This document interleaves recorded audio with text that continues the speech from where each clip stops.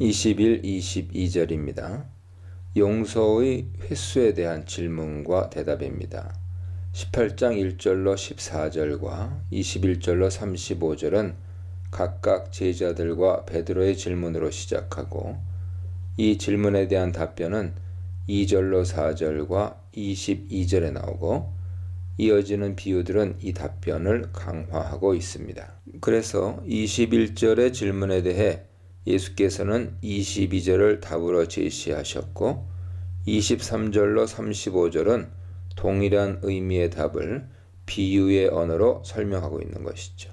제자들의 대변인 역할을 하는 베드로는 죄 지은 사람을 몇 번 용서해야 하는지 묻습니다. 베드로는 15절에 나온 죄 지은 형제와 관련해서 질문했을 수 있습니다. 7번은 인간에게는 완전을 의미하는 숫자이며 7번 용서한다는 것은 그만큼 그 사람의 관대함을 보여줍니다. 잠언 24장 16절 참조하세요. 어떤 점에서는 인간에게 있어서 7번의 용서마저도 무제한적인 용서나 다를 바 없습니다. 그런데 예수께서는 77의 7 앱도메 콘타키스 앱타 용서하라고 가르치십니다. 이 표현은 77회 또는 70 곱하기 7 490회를 의미합니다. 사실상 무한대 용서를 베풀어야 한다는 뜻이죠. 23절로 35절입니다. 예수께서는 22절의 대답을 비유로 설명하십니다. 23절에 그러므로는 용서가 무제한적이기 때문에와 같은 의미입니다. 따라서 비유는 무제한적으로 용서해야 하는 이유를 설명합니다.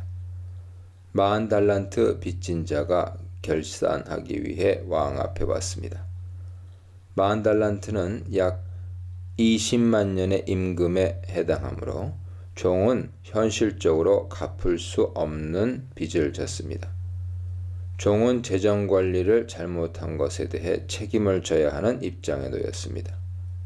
갚을 수 없었기에 주인은 아내와 자녀와 모든 소유를 함께 팔아서 갚으라고 명령했습니다.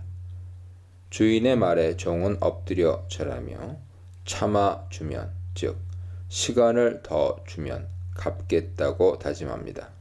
그 정도 규모의 손실을 끼친 것도 그렇고 갚을 시간을 달라고 허세를 부리는 것도 그렇고 그가 정상적인 사람이 아닌 것은 분명합니다. 독자들 중에 아무도 이 사람의 말을 믿을 사람은 없습니다.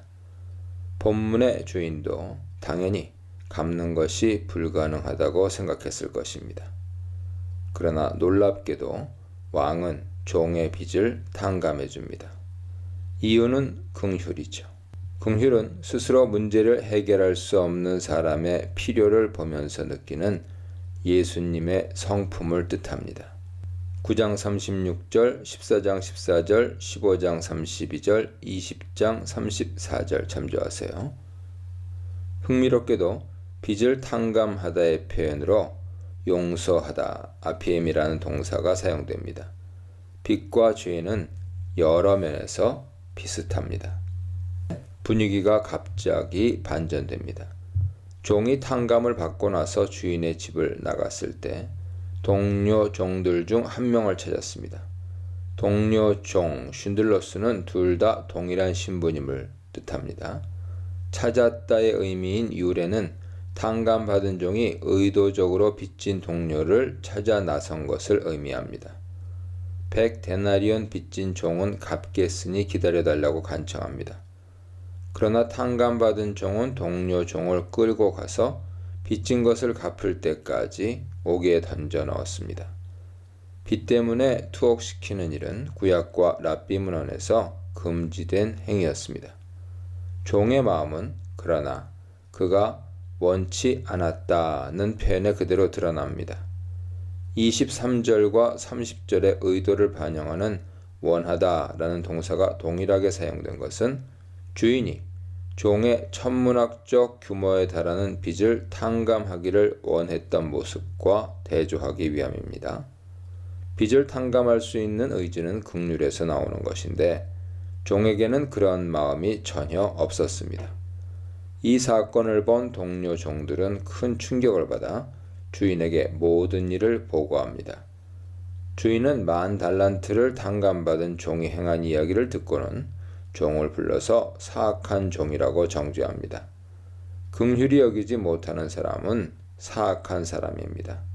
하나님은 긍휼을 베푸는 사람을 긍휼히 여기시지만 그렇게 행하지 않는 사람은 긍휼 없는 심판을 받습니다. 주인은 자신이 종을 불쌍히 여긴 것처럼 그 종도 동료를 불쌍히 여겨주는 것이 마땅하다고 강조합니다. 주인은 분노하며 모든 빚을 갚을 때까지 고통을 주는 자들에게 종을 넘겨 빠져나오지 못하게 만들었습니다. 10,000달란트의 빚을 모두 갚는 것은 불가능합니다. 그것도 옥에 갇힌 상태에서 돈을 벌 기회는 없습니다. 따라서 본문은 영원한 형벌을 의미하지요. 예수께서는 마음으로 형제를 용서하지 않으면 나의 하늘 아버지께서도 그들에게 그렇게 하실 것이라고 비유를 해설하십니다. 비유에서 왕은 하늘 아버지를, 동료 종들은 형제들을 가리킵니다. 마음은 그 사람의 본질을 뜻합니다. 따라서 이는 용서는 마음 깊은 곳에서 나와야 하고 마음으로부터 용서하는 것은 진심으로 용서해야 한다는 뜻입니다. 마음으로부터는 쉐마를 떠올리는 표현이기도 하지요. 비유는 몇 가지 의미를 전달합니다. 특히 18장에서 공동체 강화는 1차적으로 교회의 구성원들에게 주어진 것이므로 이 비유 역시 교회 공동체를 점검하고 실천해야 할 규범으로 주어졌습니다. 첫째, 그리스도인들은 갚을 수 없을 정도의 죄를 예수님의 긍휼로 용서받은 존재들입니다. 이 비유는 용서하는 인간의 행위가 하나님의 용서를 가능하게 하는 조건임을 가르치고 있는 것이 아닙니다. 마태는 1장 21절에서부터 죄를 용서받는 구원은 처음부터 하나님이 주신 은혜라고 전제한 바 있습니다. 하늘나라가 인간의 노력이 아니라 하나님의 은혜로 온 것처럼 이 나라의 특징인 용서도 하나님에 의해 먼저 주어집니다. 용서는 예수 그리스도의 희생으로 예수님의 긍휼로 주어졌습니다. 긍휼은 예수께서 가져오신 하늘나라의 특징이죠.